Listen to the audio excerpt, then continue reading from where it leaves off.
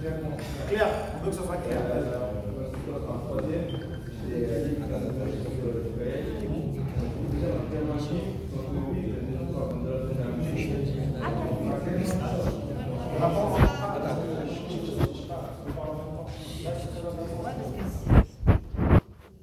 Vas-y, reprends. C'est une dernière chance, comme toi, on joue autour de vie, et ça te donne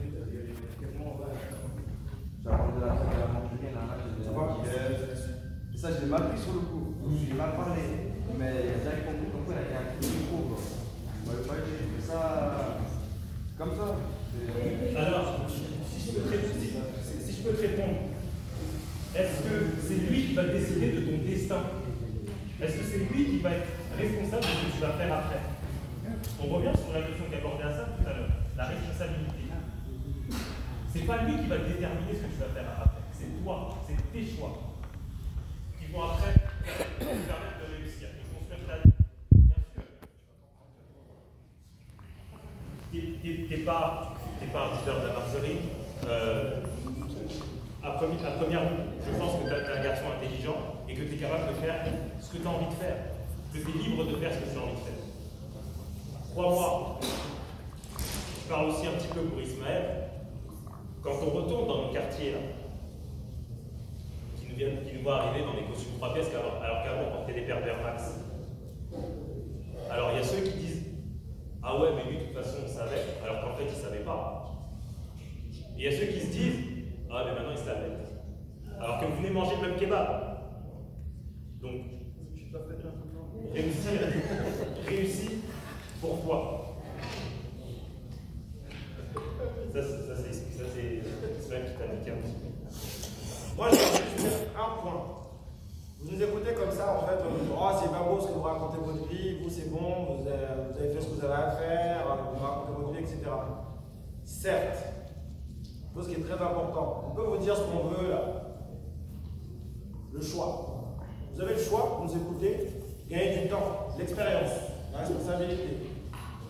Vous avez le choix de dire, vas-y, c'est une soirée pour toi, on est parti pour faire plaisir à quelqu'un, bon, qu'est-ce qu'on en tire? Pas grand-chose. Bon, en fait, ça se sont des choses intéressantes. Moi, si j'ai une chose que je peux vous dire, que vous puissiez retenir, on a tous raconté notre vie là. La vie, c'est un choix. Dans le choix, il y a la force de caractère. Quoi qu'on puisse dire, si vous n'avez pas la force de caractère et la volonté de faire, vous allez être influencé par votre environnement. Votre environnement fait que on est bien entre nous, comme tu dis. On est bien, on est à l'aise en fait, parce qu'on se comprend, on a la même langue, on a la même dégaine. Comme je disais parfois dans les quartiers populaires, je dis, oh, vous avez regardé, vous ressemblez tous. Vous avez les mêmes casquettes, vous avez la même dégaine, vous parlez de la même manière, vous avez les mêmes mots. C'est pareil. Pourquoi? Parce que vous êtes en groupe. C'est une forme de communauté. Voilà. Et dans cette communauté, tu peux faire le choix de sortir de cette communauté, aller fréquenter. On ne dit pas de renier ce que tu fais ou ce que tu es. On dit d'aller peut-être découvrir d'autres choses pour dire en fait, ah, ça aussi c'est possible. Mais ça n'empêche pas de rester. Nous, ça ne nous empêche pas de revenir voir nos amis. Comme je disais là, hier au lycée, on me disait ah, vous êtes au Sénat et tout. Mais je dis mais PNL, Bisca, ça c'est nos petits. Ils rigolaient, ils disaient ah, mais vous les connaissez vraiment? Je dis mais oui, c'est nos petits. C'est pour dire, ouais, c'est possible. Après, c'est une force de caractère. Vous pouvez dire, oui, vas-y, ils racontent leur vie. Moi, c'est ce qu'au début, ce qu'on me disait, quand j'étais petit, on me disait, va à l'école, c'est important. Je dis, qu'est-ce qu'ils racontent leur vie? Là, je vais m'amuser. Va à l'école, travaille à l'école, c'est important. Je dis, mais je peux faire jouer dans la cour. Qu'est-ce qu'ils racontent? Je grandis. Après, je vois que ceux qui travaillent bien, ils ont un autre regard du professeur. Je dis, ah, moi, je suis contre, je fais rire la classe et tout. Mais l'autre qui est premier de la classe, presque il est en adoration, c'est bien, continue. Je dis, ah, c'est bizarre. Continue. J'arrive à l'université, pareil. On me dit, oui, mais il faut que tu arrêtes au Master 2, Bac plus 5, ça suffit. Je dis, mais je peux faire autre chose, parce que le regard des autres, mon doctorat, quand j'étais en stage au Sénat, ils avaient un autre regard, d'autres ouvertures, un autre champ. Et si je ne mettais pas la curiosité, force de caractère, la curiosité, la persévérance, parce qu'on peut dire tout, tu ne peux pas avoir de tout du jour au lendemain. Ça, c'est ce que vous voulez, vous, de la nouvelle génération. être youtubeur, faire du rap, tout de suite, du jour au lendemain, brasser des millions. C'est pas ça la vie. Même ceux qui brassent des millions, les chanteurs, les connus, ils ont dû travailler. Et ils ont eu des échecs. Et les échecs, vous, la génération de maintenant, dès que vous avez un échec, c'est fini. Il faut connaître l'échec pour rebondir. C'est important. Moi, c'est ce que je voulais vous dire. Maintenant, prenez, tant mieux pour vous, vous ne prenez pas, moi, ça ne changera pas ma vie. Non, vous, juste, comme il disait, monsieur, c'est notre responsabilité de vous transmettre. Après, vous prenez pas, ça ne changera pas notre vie. On est passé par là. Vous voyez ce que je veux dire, Christian? Alors, de par mes activités professionnelles, je suis amené à accompagner beaucoup de personnes dans leur choix de vie et dans leur choix de carrière, et plus particulièrement les jeunes et les étudiants. Il y a un exercice que je peux vous proposer, ça va plus vous amuser qu'autre chose, c'est de prendre une feuille de papier et de vous imaginer d'ici un horizon de 5 ans, donc ça veut dire 2025. Posez-vous la question suivante, à quoi je souhaite ressembler?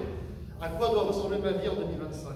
Aussi bien sur le plan personnel, amical, universitaire et professionnel. J'ai qu'une consigne à vous donner, c'est ne vous interdisez absolument rien. Mais absolument rien. Écrivez, mais par contre, il y a une consigne que je vais vous imposer, c'est écrivez. Écrivez votre projet. Écrivez écrivez à quoi doit ressembler votre vie d'ici 2025.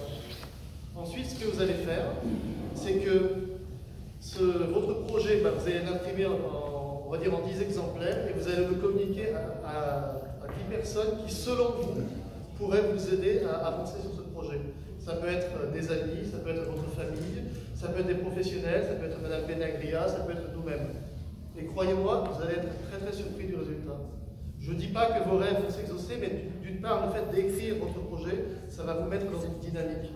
Et surtout, ça va changer le regard que beaucoup de personnes portent sur vous. Faites-le.